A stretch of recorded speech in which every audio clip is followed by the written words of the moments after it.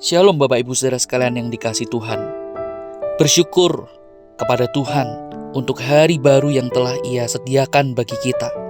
Dan mari kita terus mengingat di setiap tarikan dan hembusan nafas kita bahwa di sana ada anugerah Tuhan yang masih memberikan kita kesempatan untuk melanjutkan kehidupan pada hari ini. Saudara, sebelum kita bersama-sama akan membaca merenungkan firman Tuhan, mari kita satukan hati kita berdoa. Bapa yang baik, kami bersyukur untuk kasih dan kesetiaan-Mu, di mana Engkau selalu ada di dalam setiap musim dalam hidup kami. Bapa, di pagi ini kami hendak membaca dan merenungkan firman-Mu. Biarlah melalui momen ini, jiwa kami beroleh perteduhan di dalam-Mu. Dalam Kristus, kami berdoa dan mengucap syukur. Amin. Saudara, pada hari ini kita akan melanjutkan perenungan kita dari surat Roma, dan kita tiba di pasal yang kedua, ayat 17 sampai dengan ayat yang ke-29. Dan saya ingin mengajak saudara membaca dari ayat yang ke-25 sampai dengan ayat yang ke-29. Demikian firman Tuhan. Sunat memang ada gunanya jika engkau mentaati hukum Taurat.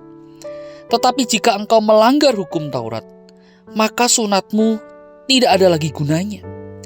Jadi jika orang yang tak bersunat memperhatikan tuntutan-tuntutan hukum Taurat, tidakkah ia dianggap sama dengan orang yang telah disunat? Jika demikian, maka orang yang tak bersunat tetapi yang melakukan hukum Taurat akan menghakimi kamu yang mempunyai hukum tertulis dan sunat, tetapi yang melanggar hukum Taurat. Sebab yang disebut Yahudi bukanlah orang yang lahiriah Yahudi, dan yang disebut sunat bukanlah sunat yang dilangsungkan secara lahiriah, tetapi orang Yahudi sejati, dialah yang tidak nampak keyahudiannya. Dan sunat ialah sunat di dalam hati secara rohani, bukan secara hurufiah.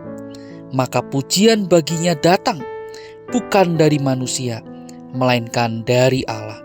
Demikian kita membaca firman Tuhan. Saudara, salah satu isu terbesar yang terdapat di dalam kehidupan jemaat mula-mula pada waktu itu adalah pertentangan antara hukum Taurat dengan Injil Yesus Kristus. Di mana, saudara, banyak dari jemaat, khususnya mereka yang berasal dari golongan Yahudi, mereka memegang konsep bahwa keselamatan harus dikaitkan dengan hukum Taurat dan sunat. Bagi mereka, keselamatan dalam Yesus juga tidak dapat dilepaskan dari melakukan hukum Taurat dan sunat. Atau bisa kita simpulkan sebagai Injil plus sunat plus melakukan hukum Taurat. Nah, saudara, kenapa demikian? Nah, sebab bagi jemaat Kristen Yahudi, saudara, mereka beranggapan wajib hukumnya untuk tetap terhubung dengan ikatan perjanjian yang nenek moyang mereka dahulu pernah lakukan dengan Allah. Kita bisa melihatnya di dalam Kejadian pasal 17 ayat 10-14. Dan saudara, tanda bahwa mereka ada di dalam ikatan perjanjian itu adalah mereka melakukan sunat lahiriah dan mereka melakukan hukum Taurat secara ketat. Jadi saudara, bagi mereka percaya dan beriman kepada Tuhan Yesus itu tidak cukup, perlu ditambah. Nah, saudara, parahnya konsep yang keliru ini bagi jemaat Kristen Yahudi, mereka memaksa jemaat Kristen yang bukan dari golongan mereka, bukan Yahudi, mereka memaksa supaya mereka juga ikut disunat secara lahiriah dan meminta mereka untuk menaati hukum Taurat secara ketat. Nah, saudara, menghadapi penyimpangan yang terjadi di dalam tubuh jemaat, maka Rasul Paulus memberikan jawaban atas persoalan tersebut. Dalam perikop yang menjadi perhatian kita pada hari ini, saudara, kita bisa melihat jawaban Paulus. Dan kita melihat di dalam 3 bagian. Perikop ini kita bisa bagi di dalam 3 bagian besar. Yang pertama, saudara, ayat 17 sampai dengan ayat yang ke-20, di mana Paulus memang memaparkan hak-hak istimewa yang didapatkan atau yang dimiliki oleh bangsa Yahudi. Meskipun Semua itu disampaikan di dalam bahasa sindiran yang dituliskan oleh Rasul Paulus. Yang kedua, ayat 21 sampai dengan ayat 24. Di sana saudara, Paulus menunjukkan betapa tidak konsistennya orang-orang Yahudi di dalam melakukan hukum Taurat. Mereka berbicara kebenaran Taurat, tetapi mereka juga tidak sanggup secara total, secara sempurna melakukannya. Dan yang ketiga, bagian yang ketiga, kita bisa melihatnya mulai dari ayat 25 sampai dengan ayat 29. Di sini saudara, Paulus menjelaskan bagaimana keterbatasan sunat lahiriah itu. Saudara, sunat bagi Paulus dan bagi kita bukanlah pengganti dari ketaatan total kepada Allah. Paulus saudara juga menambahkan bahwa Allah melihat yang tidak kelihatan. Dalam hal ini adalah hati. Allah melihat hati, bukan melihat atau mementingkan apa yang nampak di luar. Apakah hati itu hanya terarah pada Allah atau tidak? Nah, oleh karena itu saudara, dari jawaban Paulus mengenai persoalan sunat dan hukum Taurat ini, saudara, kita bisa menarik beberapa implikasi.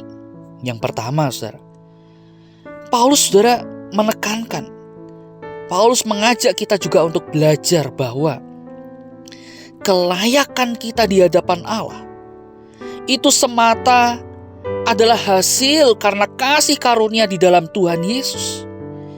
Keselamatan hanya diperoleh di dalamnya, bukan karena melakukan sunat atau secara ketat melakukan hukum Taurat. Yang kedua saudara, bagian ini juga berdampak pada tindakan. Paulus saudara mengajarkan atau Paulus juga menasihati agar jemaat dan juga kita tidak saling menghakimi. Karena setiap orang yang tidak dapat melakukan kebenaran dengan sempurna tidak memiliki hak untuk menghakimi orang lain. Dan yang ketiga, yang terakhir, saudara, Paulus dengan indah menutup bagian ini dengan mengedepankan kesucian hati, di mana saudara Paulus memakai istilah sunat hati. Sebab saudara, penampakan luar bisa menipu, tetapi hati tidaklah bisa ditipu. Oleh karena itu Allah melihat hati nurani. Allah melihat hati nurani orang percaya. Hati nurani yang tidak bisa dilihat oleh mata jasmani itu. Nah saudara, sebagaimana sebuah lirik lagu pernah berkata, jagalah hati, jangan kau nodai. Jagalah hati, lentera hidup ini. Mari saudara, kita terus menjaga kesucian dan fokus hati kita agar sepenuhnya hati kita terarah untuk Tuhan, hanya kepada Tuhan. Mari kita berdoa. Bapa yang baik, sekali lagi kami mengucap syukur atas anugerah-Mu yang besar, di mana Engkau telah memberikan keselamatan yang kekal itu di dalam kehidupan kami, bukan berdasar seberapa saleh kami, seberapa baik kami, seberapa besar jasa kami di hadapan-Mu. Oh Tuhan, tolonglah kami untuk menghidupi anugerah itu. Tolonglah kami untuk mempunyai kehidupan iman yang benar. Kuasai hati dan hidup kami, sehingga semuanya boleh seturut dengan kehendak-Mu. Tuhan, tolonglah kami. Dalam Kristus kami berdoa. Amin. Selamat pagi, Tuhan Yesus memberkati kita sekalian.